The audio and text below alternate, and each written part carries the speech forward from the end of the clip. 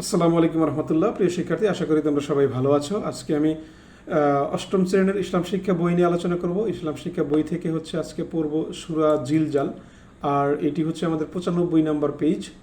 হ্যাঁ, 95 পেজ। এটা আসলে আমরা কোনো কাজ করব না আজকে, আমরা জাস্ট এই সূরা জিলজাল সম্পর্কে শানে নজুল জানবো, এর পরিচিতিটা জানবো এবং এর ব্যাখ্যা কি, এর সূরাটার বাংলা এবং এর অর্থ কি সেটা আমরা জানবো। ঠিক আছে? তো দেখো, সূরা জিলজাল হচ্ছে আল কোরআনের 99তম সূরা। এটি মদিনায় অবতীর্ণ হয়েছে, যার আয়াত সংখ্যা হচ্ছে 8টি। এই সূরার প্রথম আয়াত শেষের শব্দ জিলজাল, আর এই জিলজাল থেকেই কিন্তু সূরাটার নামও করা হয়েছে সূরা আল জিলজাল। রাসূলুল্লাহ সাল্লাল্লাহু আলাইহি ওয়াসাল্লাম জিলজালকে কোরআনের অর্ধেক বলে ঘোষণা দিয়েছেন।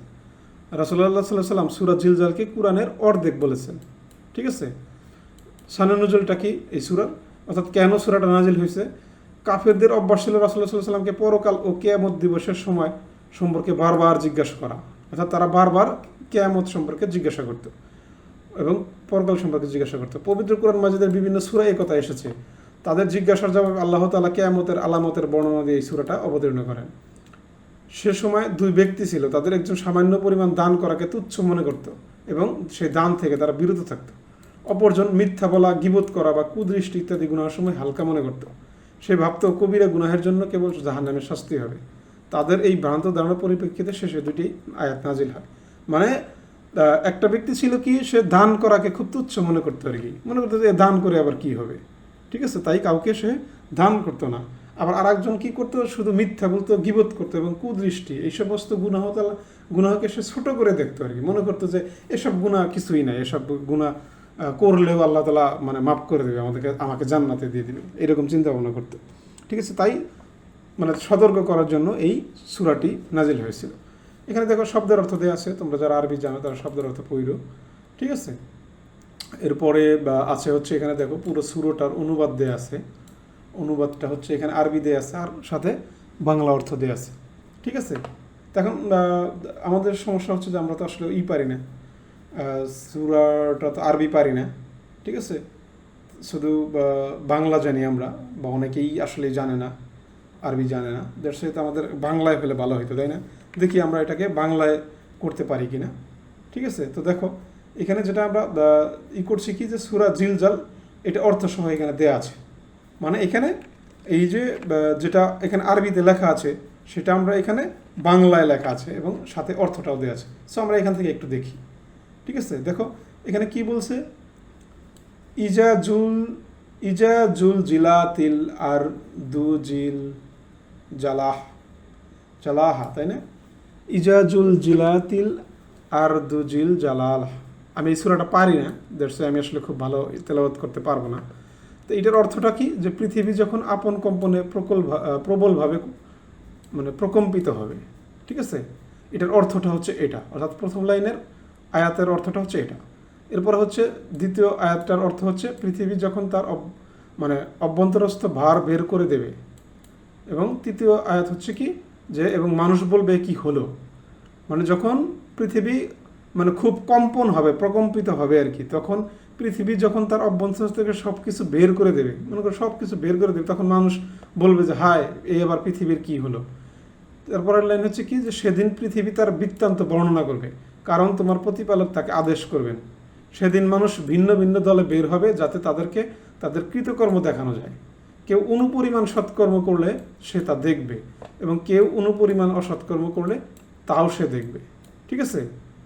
আচ্ছা, এই হচ্ছে ব্যাপারটা। দেখো এখানে যেটা বলছে যে পৃথিবীটা খুব প্রবলভাবে একটা কম্পন দেবে আর কি, এবং সেখানে পৃথিবীর ভেতরে যা কিছু আছে সব কিছুই বের হবে, এবং মানুষ তখন বলবে যে হায় আল্লাহ, এ কী হলো। ঠিক আছে? এ কী হচ্ছে। তখন মানে পৃথিবী তার সব কিছু বর্ণনা করবে আর কি, তখন মানে বলবে যে তোমার প্রতিপালক তোমাদেরকে আদেশ করেছেন, ঠিক আছে, তোমাদেরকে যে কাজগুলো করতে বলেছিল সেগুলো তোমরা করেছো কিনা। ঠিক আছে? তোমরা যদি সেই ভালো কাজ ভিন্ন ভিন্নভাবে করে থাকো, তাহলে তোমাদের সেই ভালো কাজের কৃতকর্ম দেখানো হবে। আর যদি খারাপ কাজ করে থাকো, কেউ একেবারে ছোট্ট পরিমাণ, তিল পরিমাণ কেউ যদি খারাপ কাজ করে থাকো, তোমরা সেটাও দেখবে। ঠিক আছে? মানে ব্যাপারটা হচ্ছে যে আমি যেই গুনাহ করি না কেন বা যেই ভালো কাজ করি না কেন, আমি সব কিছুই দেখতে পারবো। এই সূরাটার মূল ব্যাপারটা ছিল এটাই। আসলে তোমরা এই যে সূরাটার বাংলাটা কিন্তু এখান থেকে দেখে নিতে পারো, আমি আসলে পড়লাম না। ঠিক আছে? তোমরা এখান থেকে বাংলাটাও জানতে পারো, যারা আরবিতে বলতে পারো না আর কি, সূরাটা পারো না। ওকে, সো আসো আবার বইয়ে ফেরত যাই। বই কি বলছে আমার, যে এটা অর্থ তো বললো, এরপরে এই সূরাটার ব্যাখ্যা দিছে, যে এই সূরাটার ব্যাখ্যাটা কি। এই সূরাটা হচ্ছে কি, যে চমৎকারভাবে কিয়ামত দিবসের বিবরণ দেওয়া হয়েছে। পৃথিবী যখন স্বীয় কম্পনে প্রকম্পিত হবে, তখন পৃথিবী তার ভেতরে সব কিছু স্বর্ণখণ্ডের আকারে বের করে দেবে। তখন যে ব্যক্তি ধন সম্পদের জন্য কাউকে হত্যা করেছিল, সে তা দেখে বলবে, এজন্যই কি আমি আমার অপরাধ করেছিলাম? যে ব্যক্তি অর্থের কারণে আত্মীয়র সাথে সম্পর্ক ছেদ করেছিল, সে বলবে, এজন্যই কি আমি এ কাণ্ড করেছিলাম? চুরির কারণে যার হাত কাটা হয়েছিল, সে বলবে, এজন্যই কি আমি আমার হাত হারিয়েছিলাম? মানে তখন কেউ এসব স্বর্ণখণ্ডের প্রতি মানে চায়াও দেখবো না আর কি, বুঝছো? মানে এই ধন সম্পদ যখন সামনে আসবে, তাও সে মনে করবে যে সব তুচ্ছ, আমার কাছে এগুলো কিছুই দরকার নেই। অথচ দুনিয়াতে আমি কত মানে খারাপ কাজ করে এই সমস্ত ধন সম্পদ আমি কিন্তু অর্জন করেছিলাম। জমিন তার ভেতরে যত খনিজ সম্পদ আছে সব বাইরে বাইরে করে দেবে।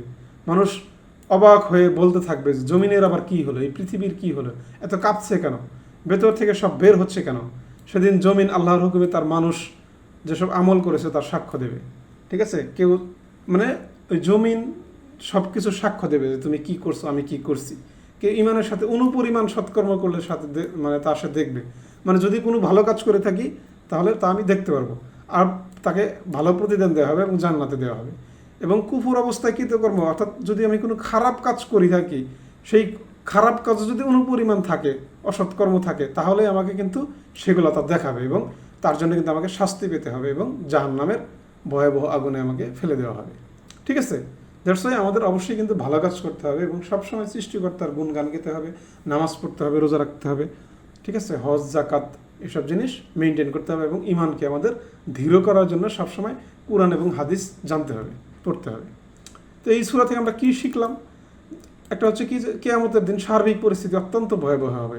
কিয়ামতের দিন জমিন সাক্ষ্য দেবে তার মানুষ তার উপর কি কি করেছে। কিয়ামতের দিন মানুষ বিভিন্ন দলে তার আমলের হিসাব দেওয়ার জন্য বের হবে। কিয়ামতের দিন মানুষ তার ক্ষুদ্রাতি ক্ষুদ্র আমল সমূহ দেখতে পাবে এবং এর প্রতিদান পাবে। ঠিক আছে, নেক আমল অনুপরিমাণ হলেও তা পরিহার করা যাবে না। অপরদিকে বদ আমল যত ক্ষুদ্র হোক না কেন তা অবশ্যই পরিত্যাগ করতে হবে। মানে যতই ছোটই হোক না কেন খারাপ কাজ আমাদের পরিহার করে চলতে হবে এবং ভালো কাজগুলো আমাদের যত ছোটই হোক না কেন সেসব করতে হবে। এই হচ্ছে আমাদের এই সূরার শিক্ষা।